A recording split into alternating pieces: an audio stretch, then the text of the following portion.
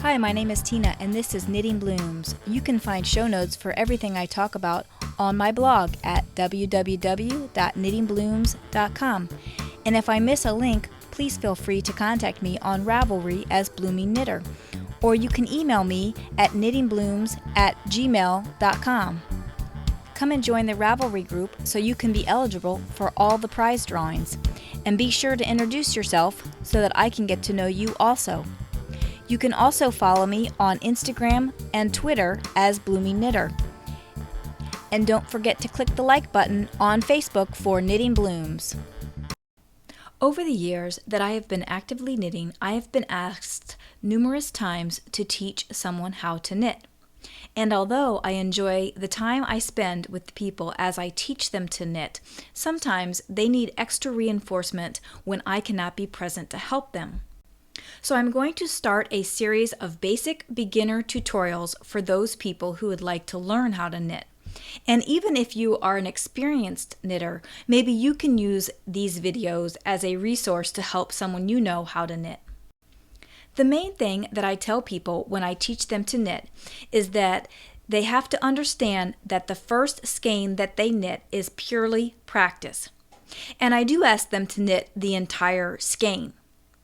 They should not expect to knit a project right from the start. Sometimes this frustrates people because they feel like they are wasting time. However, I feel it gives them more leeway when it comes to mistakes.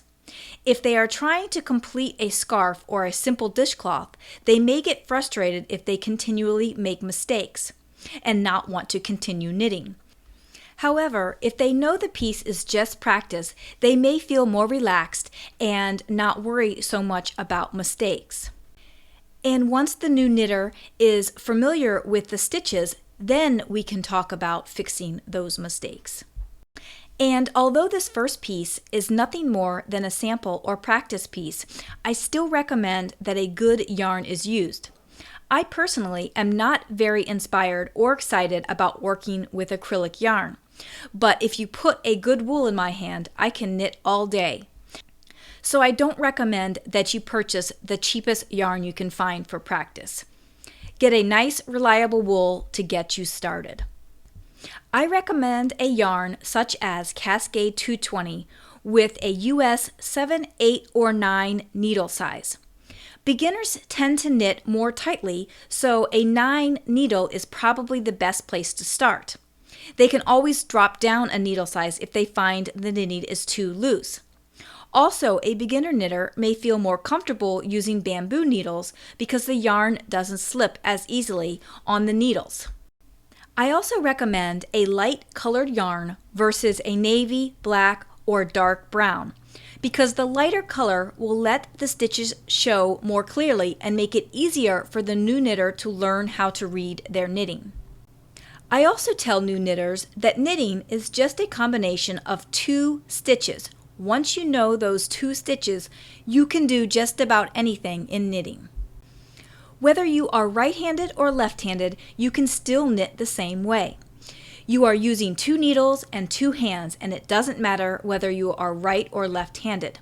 If you are left-handed, you may find continental knitting a bit easier to grasp. In this series, I will be covering both English style and continental style knitting. In this first video, I will be focusing on the English style of knitting. We will cover both the knit stitch and the purl stitch and how to use them together and separately. If you are interested in learning how to knit the continental style knitting, then please stay tuned for the next episode of these beginner tutorials. So let's get started with the knitting. I am using this yarn here, which is Cascade 220, which is what I mentioned in my introduction. And this is just a really great all-purpose yarn for all sorts of different projects and fabulous for a a new knitter to get started with, because it's a great yarn to use. And I am using bamboo needles because, like I mentioned also in the introduction, I find that new knitters tend to slip their stitches off of their needles a little bit more, so the bamboo needles are a little bit more grippy than a nickel plated or a needle such as that. So the first thing that we need to do is we need to create a slip knot. In this first part of the tutorial, I'm going to show you how to do a knitted cast on. I will also be going over at some point a long tail cast on and some other cast ons as well, but for this tutorial I'm going to show you the knitted cast on. In this first part of the tutorial, I'm going to focus on English style knitting or throwing. So we're going to create a slip knot. If you've never created a slip knot before, all you're going to do is basically create a loop with your yarn, and then take the tail of that loop of that yarn and pull it through. But you're not going to pull it all the way through. You're going to hold the end, and you're just going to pull it tight like that. Let me show you that one more time.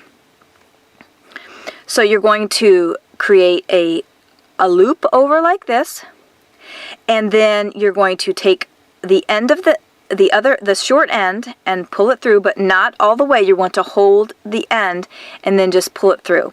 And the reason it's called slip knot is because you can pull that tail and adjust the size of that that loop any size you want. So we're going to go ahead and put this on the needle, and we're going to secure it down on the needle by pulling that tail. And like I said, we're going to focus on the English style knitting, and this first cast on is going to be the knitted cast on.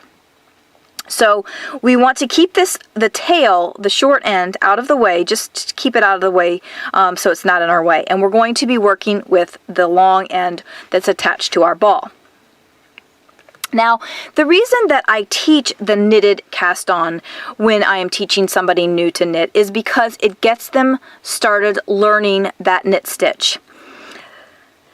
So we're going to put the needle in from the front and from the left of the yarn. So there's our stitch. We're going to stick the needle in to the back. It's going in through the front and out behind that needle. Then we're going to take our working yarn, come around the back side and between the needles, and then we're going to pull the needle through and pull that stitch through all the way. So now we have a loop on the left yarn and a loop on the right yarn. We need to get this loop on the right yarn, on the right needle, onto the left needle. And what you're going to do is you're going to take your left needle and slip it underneath that stitch and then pull it, and then pull the end that's going to our ball a little bit tight, just to get that stitch so that it's tight on the needle. You don't want to really pull on it because then your stitches will be very tight. So let me show you that a few more times. Again, you're going to insert the needle into the front, and then you're going to take the yarn around and between the needles, and then you're going to pull it through. So now we have two loops on the left needle and one on the right needle. We're going to take our left needle, come underneath, and slip the other needle off, and then kind of give that a little snug. Okay, again, stick the needle in, wrap the needle between, or the yarn between the needles, and pull it through, and then take the left needle underneath and then drop it off the right needle. Just a few more times. I'll walk through you again. Wrap it around. Always wrap the yarn around the back of the needle first. So insert, wrap it around the back, and pull it through. Take your left needle underneath and off. And I recommend that when you are doing your practice piece, that you cast on somewhere between 20 and 30 stitches. There's no rhyme or reason as to how many stitches you need to cast on. Just however you feel comfortable. If you get to 20 and you feel real comfortable with that cast on, then go ahead and stop casting on. If you get to 20 and you're like, I'm still not really that comfortable with it, I'm going to cast on a few more, then that's fine too. This is only a practice piece. And you just want to remember to give that yarn just a slight snug, just so that the yarn around the needle is the size of the needle. You don't want to have a big loop like this and then try and start doing your next stitch, because then your stitches will be uneven. That's the reason that you use different size needles, because the different size needle is going to give you a different size loop. And you want your stitches to be the same size as the needle.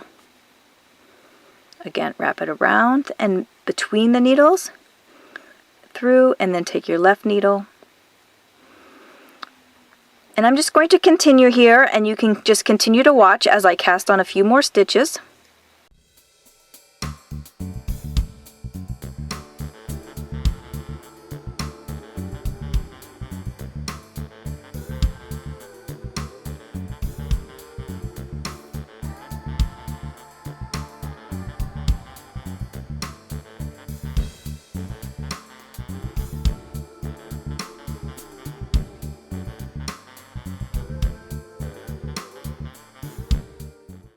So there we go. I don't have quite 20 stitches, but I think that's enough for this demonstration.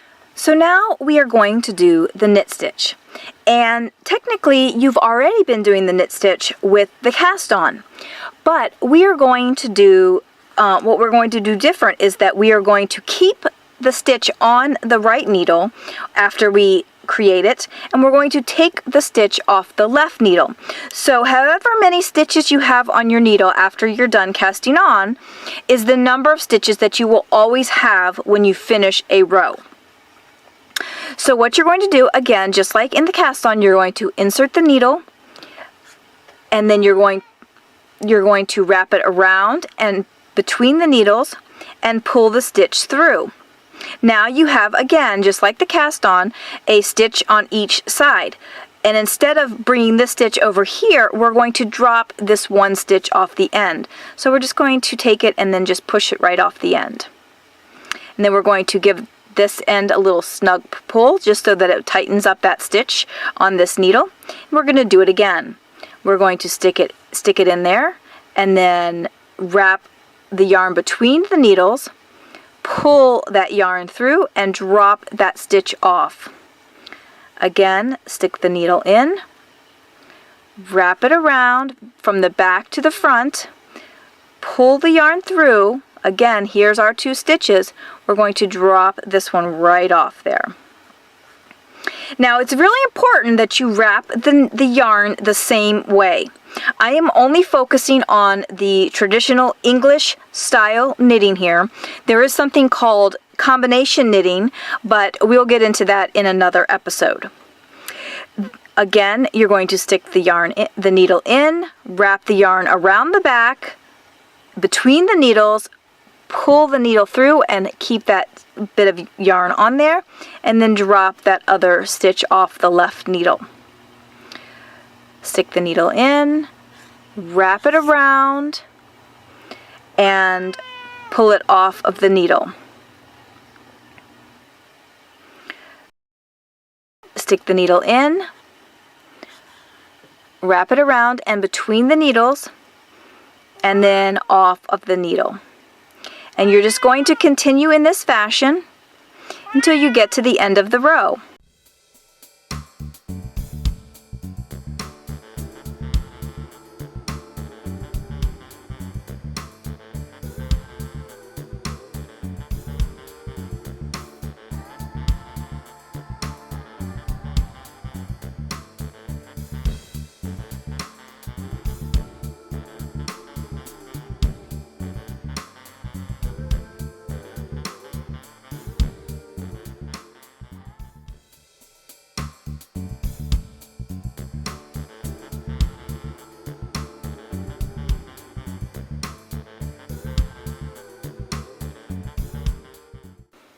So I am now at the end of the row.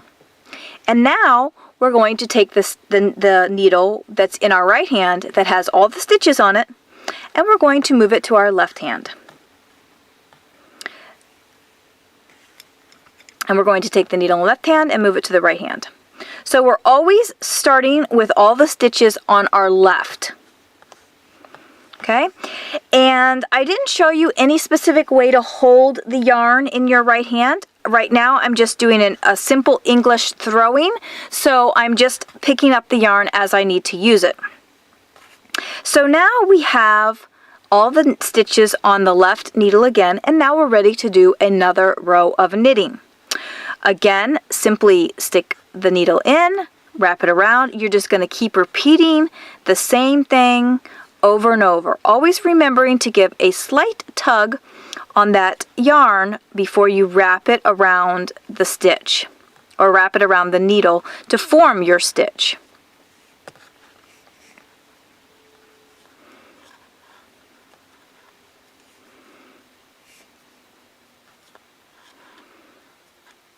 And I recommend practicing the knit stitch for at least 4 inches. Just the knit stitch, just working the knit stitch. So you will, however many stitches you cast on, between 20 and 30. I don't recommend much more than 30. If you're still struggling after 30 stitches when you've cast on, then probably take the stitches off and start again. If you're still struggling with the cast on, that is. But I wouldn't suggest much more than 30 stitches, because your rows will be too long and it will take you a lot longer. So 20 to 30 stitches is a good amount of stitches to have on your needle. So I finished my row again. I will move this needle to the left side and the empty needle to the right side, and then begin again. So you're going to want to just keep practicing this knit stitch for about 4 to 5 inches, and once you have practiced the knit stitch for 4 to 5 inches and you feel comfortable with it, then you are ready to move on to the next stitch, which is the purl stitch. If you do not feel comfortable with the knit stitch after 4 to 5 inches, and when I talk about 4 to 5 inches, I'm talking about your knitting here. You'll see that as I've been knitting, my work has been getting longer. So if you're not comfortable with the knit stitch after 4 to 5 inches of knitting, then just keep doing the knit stitch. But don't feel intimidated by that purl stitch, because really it's not that much different than the knit stitch. So here we are again, finished the row, and we'll move it to the left side and put the empty needle on the right side, and then begin again. You always want to also make sure that you're working with the yarn from the ball. Sometimes when I first get started, you might accidentally pick up your tail yarn on one of your rows. So just make sure that you're using the yarn from the ball and not the tail, because if you try and use the tail, you're not going to get very far.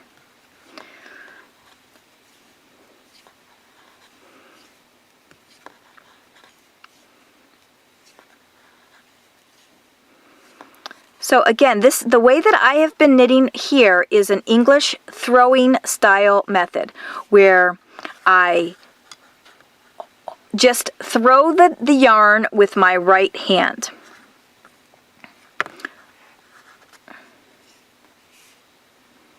And I'm kind of continuing to hold it in my right hand as I work my stitches, but if you feel more comfortable to drop the yarn and then pick it back up again. Pick it back up again. I find that it saves time if I am just hold it between my 2 fingers here. So I just have it in my hand and hold it in my 2 fingers.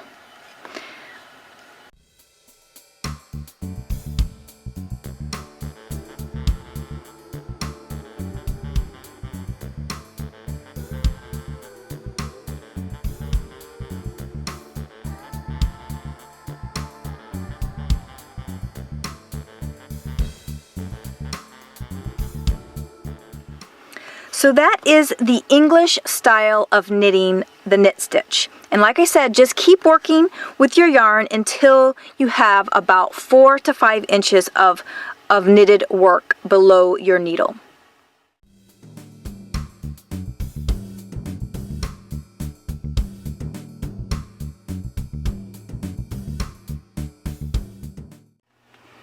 So now that you have learned the knit stitch, we are going to learn the purl stitch.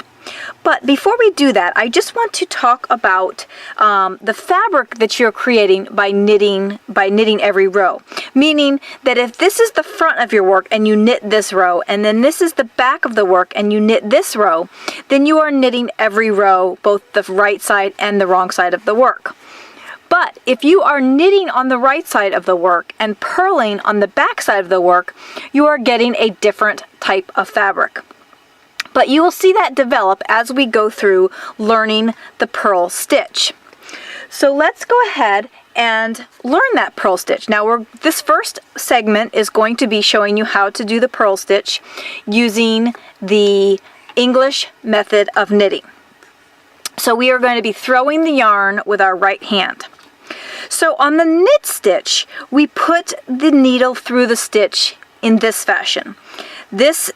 Each stitch has a leg, has 2 legs actually, and if we just drop this stitch off, here is the stitch. This is the front leg and this is the back leg. So when the stitch is on the needle, that's how it sits.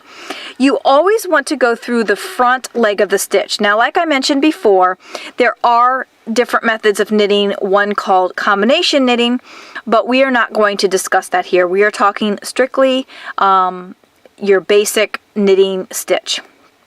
So on a knit stitch, you go through the front leg from left to right, such as this. On a purl stitch, you're going to go through the front leg, from right to left. So you're going to come in this way, so at this angle. So knit stitch is going to go from left to right, going behind the needle that the stitches are on, and the purl stitch is going to go from right to left in front of the needle that the stitches are on. So let me go ahead and just show you one stitch real quick. Again, you are going to be wrapping your yarn around the back of the needle and between. Okay, so that is how it's always going to be. When you're doing the purl stitch, you want to make sure that your yarn is in the front of the work. When we were doing the knit stitch, the yarn was in the back of the work, but in the purl stitch, we're going to keep the yarn in the front of the work. So we're going to insert our needle from right to left, taking the yarn, we're going to throw it around the needle, between the needles, and then we're going to scoop it up and come out the back side. Okay, and we're going to drop that stitch off of the other needle. Okay, then we're going to do that again. We're going to come in from right to left. We're going to wrap it around the needle, around the back of the needle, scoop that yarn and come off the back side. Insert from right to left, wrap around. It's hard to show you because my hand gets in the way, and then scoop the stitch right off, just like that. And again, we're still kind of tightening the stitch on our needle a little bit before we do the next stitch. It kind of becomes somewhat of a habit. You don't want to tighten it down too much, but just enough to tighten the yarn around the needle so that it's the same size as the needle.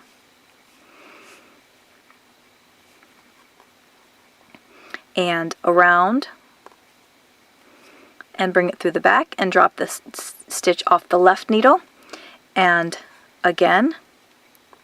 Now, if you happen to wrap the yarn the wrong way on a purl stitch, your finished stitch is going to be sitting the wrong way. So I'm going to purposely do this next stitch the wrong way so I can show you when we go to the other side what it looks like. So normally you're going to want to go around the back of the stitch and come through. But this time I'm going to come around the front, okay? So normally I'm going to come around the back from the right to the left around the back of the needle, but this time I'm going to go around the front of the needle and then pull it through. Now you're not going to see much of a difference right now. You're going to notice it more on the other side of the knitting. So let's go ahead and continue here. Again, we're going to go around the needle and push it through, and again.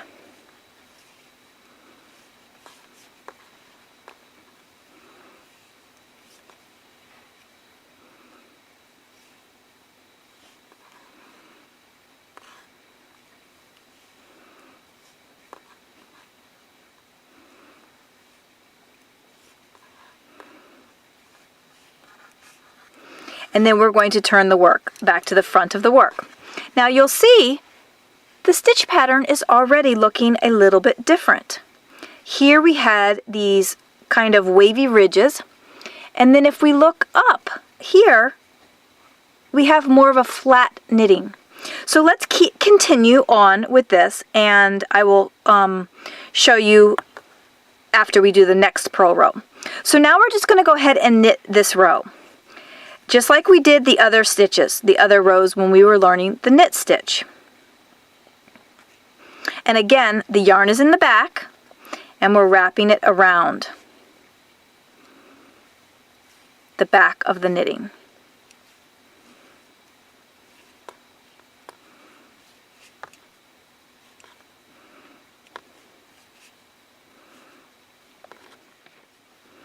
So I am coming up on the stitch that is wrapped the wrong way. But before I get to that stitch, I want to again show you these stitches. So when I look at my knitting here, I have a stitch. And you see how you have kind of this loop that goes around, and then this loop comes together. And those two legs are not crossed. Those two legs are open. It's kind of hard to see, but those two legs are open. You always want to have those legs not crossed, unless you are specifically doing a twisted stitch, but we can get into that at another time.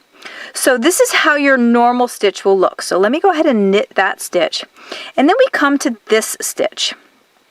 And this stitch, we have, if we were to knit it this way, our legs are crossed. Okay, so here we can look at the stitch, we can pull it up, and we see the legs are not crossed. But if I were to stick my needle in this way, the legs then are crossed at that point. Okay, so we have uncrossed, but if I go this way, the legs are crossed. So we don't want that. We want to have the right side, the right leg of this stitch on the front part of the needle so that we can process this stitch the proper way. So you can simply take that stitch off of the needle and then put it back on so that it is sitting correctly on the stitch or on the needle. And then you can continue to work the knitting across.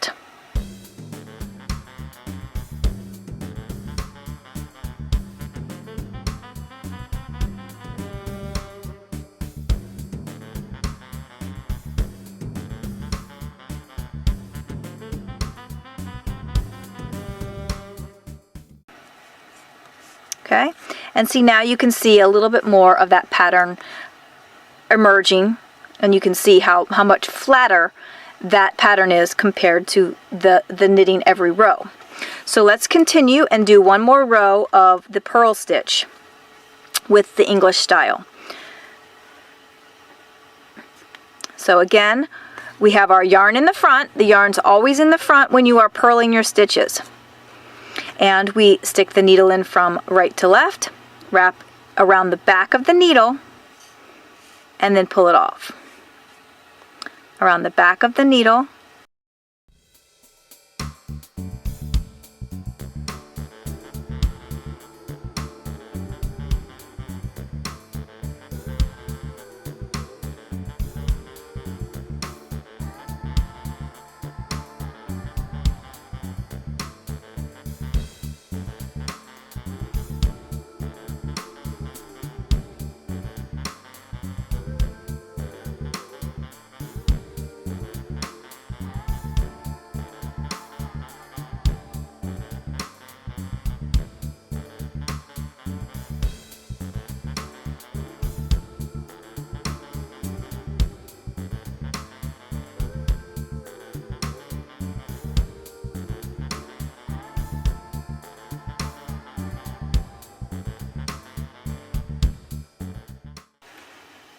And that is the purling with using the English method of knitting.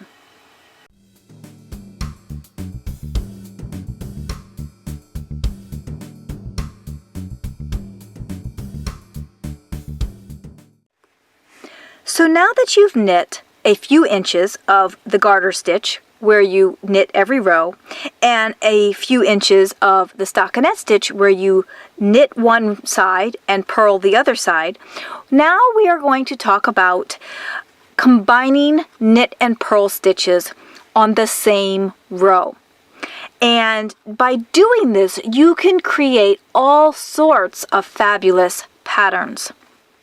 So we are going to start out with just a basic rib pattern where you knit one stitch and then you purl one stitch, and you knit one stitch and you purl one stitch. And this is a ribbing that you might use on the cuff of a sweater or the cuff of a sock. It's a type of pattern that will kind of pull the knitting in some. So the first section, I'm going to show you how to do it with English knitting. So just like when we were knitting regular, we're going to stick the needle in, we're going to knit one stitch and wrap the yarn around and pull it through. Now the next stitch is going to be a purl, but our yarn is in the back. We want to bring that yarn to the front between the needles and bring it to the front. And then we're going to purl the stitch. Now you've already practiced this a lot, so you should already know how to purl the stitch. And then we purl the stitch, but now our yarn is in the front again, so we need to move it between the needles to the back. And we're going to knit the stitch. And then the next stitch is a purl, so we're going to bring the yarn to the front between the needles and then purl the stitch. And then bring it to the back between the needles and we're going to knit. And then you just continue in this fashion all the way to the end of the row.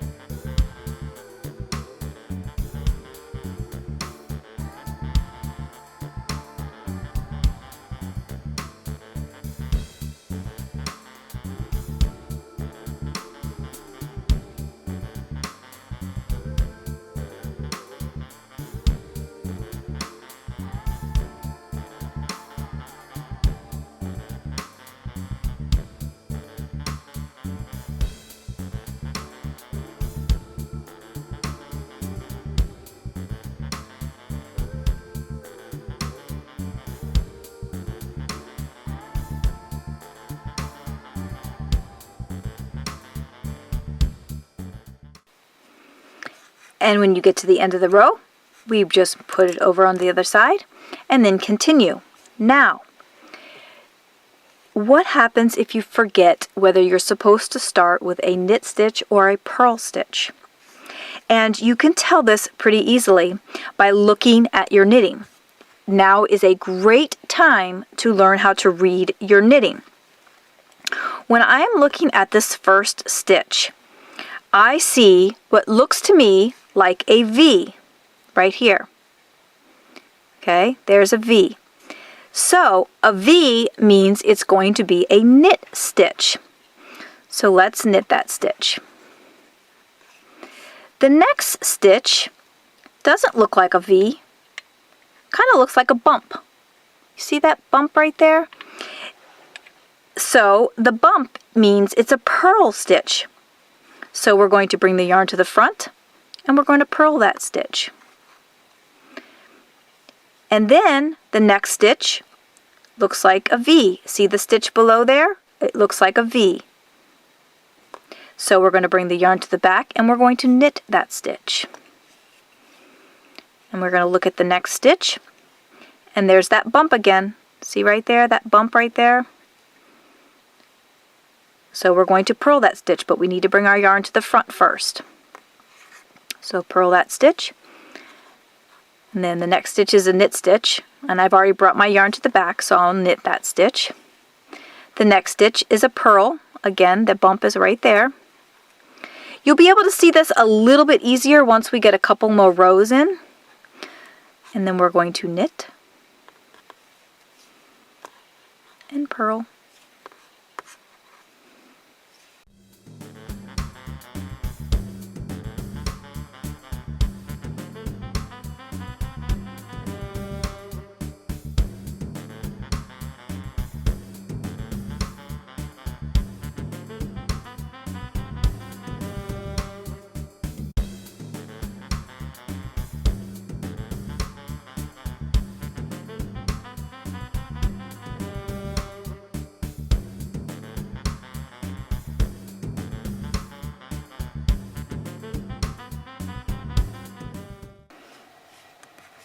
And when we're done, we just switch it to the other side again.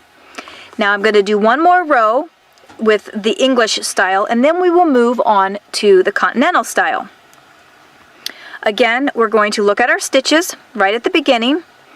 Here is the stitch below, which looks like a V. So that is a knit stitch. The next stitch looks like a bump. See the bump right there? That means it's a purl stitch. A P has a bump and a V does not. So we know that we need to knit the V's and purl the bumps. So here again, here's that V. So, oops, lost a stitch there. So we're going to knit that stitch. The next stitch is a bump. So we're going to purl that stitch. I'm just letting you see if you can recognize what those stitches are, because that is going to help you in your knitting. If you can read your knitting and tell what that stitch is, then it will take you a far, far way in knitting.